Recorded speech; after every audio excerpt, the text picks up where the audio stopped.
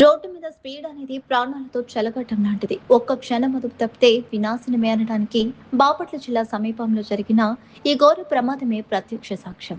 బలంగా గోడను గుద్దిన బొమ్మలాగా కారు డివైడర్ను ఢీకొట్టిన తీరు చూస్తే గుండె జలధరిస్తుంది.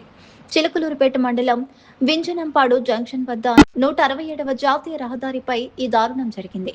చీరాల వైపు నుంచి వస్తున్న కారు అదుపు తప్పి డివైడర్ను అత్యంత వేగంగా ఢీకొట్టింది. ప్రమాద తీవ్రతకు కారు ఒకవైపు ఇంజన్ విడిపోయి మరోవైపు చెల్లాచెదురుగా పడిపోయాయంటే ఏ స్థాయిలో గుద్దుకుందో అర్థం చేసుకోవచ్చు.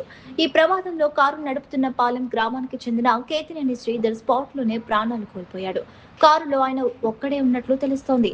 అందుకే డ్రైవింగ్ చేసేటప్పుడు వేగం మీద కంట్రోల్ చాలా ముఖ్యం.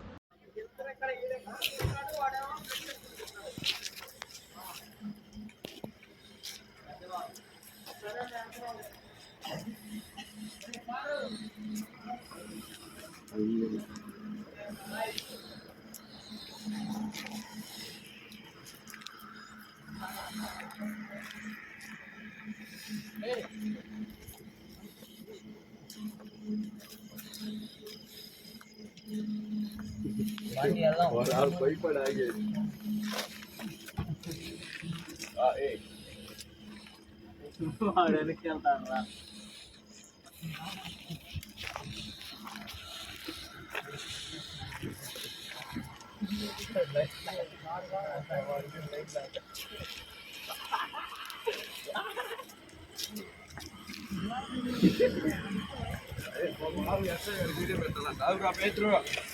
చిన్న పోయి నడుచుకుంటూ పోతున్నారు.